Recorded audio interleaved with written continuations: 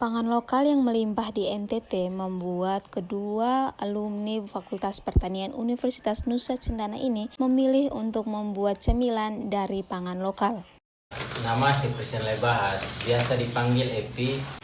Oke, kalau beta aku nama Francisca Teda, biasa dipanggil Siska. Usaha sih dari sebenarnya kalau usaha kecilan itu dari kuliah. Semester 3 sebenarnya. Itu kebetulan ada mata kuliah kewirausahaan.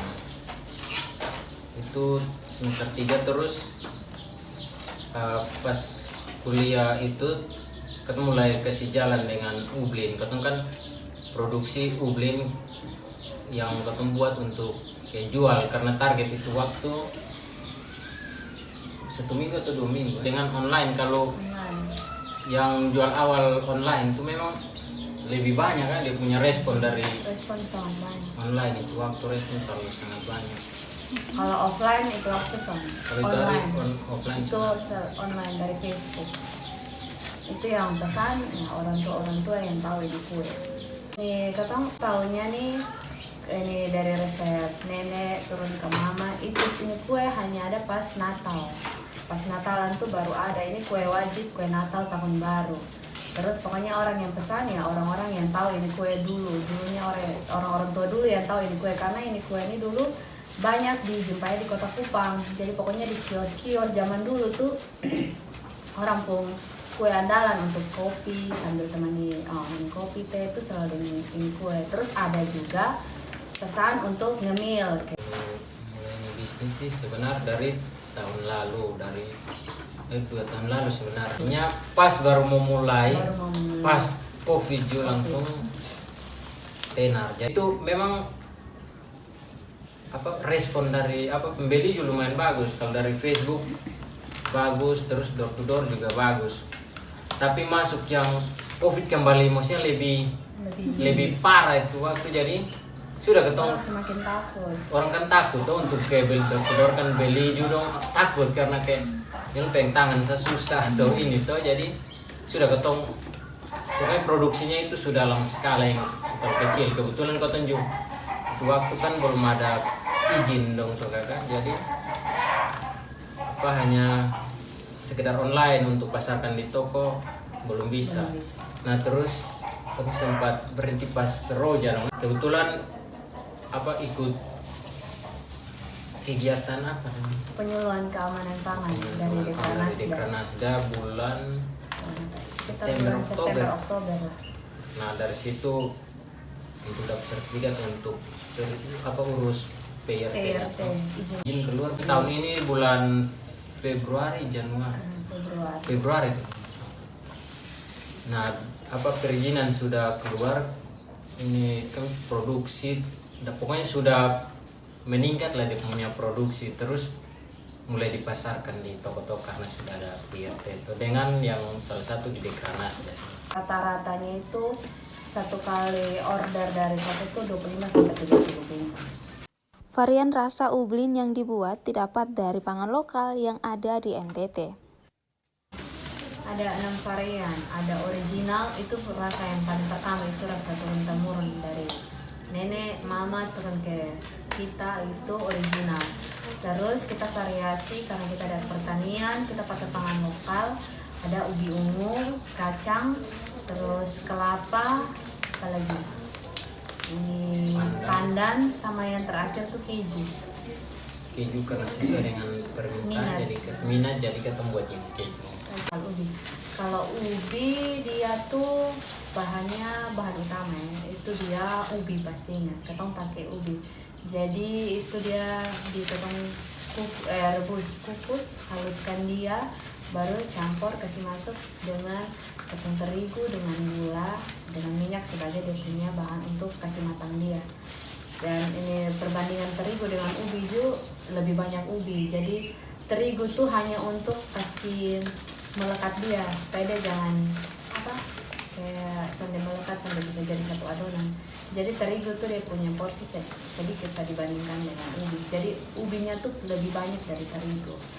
Itu sangat terus campur dia, Terus itu kayak tadi buat bulatan.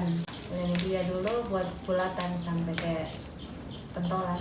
Nah, setelah itu baru masuk dipanggang. Dipanggangnya pun di api yang sedang, terus sambil dibolak-balik, terus diramas supaya dia tipis. Kan kalau dilepas dia sampai akan lebar tipis bagus. Jadi harus dipegang, pokoknya bolak-balik dia sampai ini apa?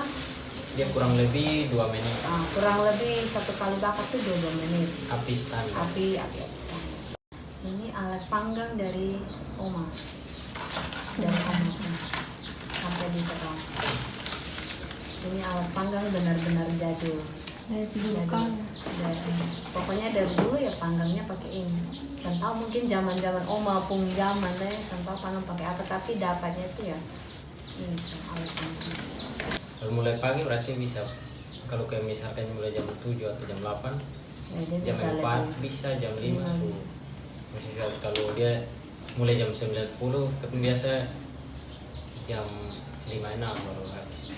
Produk olahan Epi dan Siska ini diberi nama Bung Tilu Snack. Bagi warga NTT mungkin sudah tidak asing lagi dengan nama Bung Tilu. Namun, nama Bung Tilu ini diambil dari kisah yang ada di Pulau Semau. Kalau nama Bung Tilu sih sebenarnya memang bapak gue punya nama juga kan Victor Bung Tilu.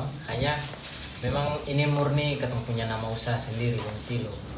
Karena ini kayak mencermin melambangkan kayak nama daerah di NTT gitu. Katong tahunya juga ini di NTT, katong coba cari lah di internet untuk produk ubi ini kosong sih sebenarnya, karena dia mirip seperti semprong, hanya untuk ublim sana ada. Dia kebetulan asal dari Semau, namanya Bung Tilu tuh sebenarnya dia punya arti bunga 3 warna, dia bunga kapas itu sebenarnya. Jadi kata kami ini menciri khas tentang daerah, pokoknya daerah di NTT yaitu Semau. Salah satu kendala yang masih didapati ialah alat panggang. Proses pemanggangan yang masih menggunakan alat sederhana membuat proses pengolahan ublin memakan waktu yang cukup lama. Kalau sekarang tuh yang masih jadi kendala itu di proses produksi tuh, Kak tadi lihat sendiri, dia punya alat panggang kan masih pakai alat panggang manual yang dulu punya, atau masih pakai sampai sekarang. Nah itu 1 kali panggang 22 menit dan itu cuma dapat 22 lempeng. Jadi kita kesulitan itu karena kan kita mau kejar produksi untuk pasaran, tapi kan masih terbatas di alat. Jadi kita sekarang masih cari link atau apa begitu yang bisa fasilitasi kita untuk dapat alat atau mesin tuh yang bisa 1 kali produksi itu bisa dapat jumlah yang banyak. Jadi kan lebih efisien di depo waktu, terus kan bisa membantu kita bisa produksi dapat lebih banyak, terus kan bisa fokus ke pemasaran. Itu 1. 2, di kemasan kita mau update dia kemasan ke kemasan yang lebih modern, lebih menarik mata supaya bisa menarik gitu untuk bisa pasaran, bukan hanya di lokal sini tetapi bisa keluar. Yang ketiga, kita sekarang kan baru dapat izin edar. Nah, ada toko-toko tertentu itu kan dia punya pasaran peluang kan lebih bagus. Itu mereka mewajibkan untuk halal. Jadi kita masih kita butuh kayak difasilitasi untuk kejar dia punya halal supaya bisa masuk ke pasaran yang lebih luas, lebih banyak.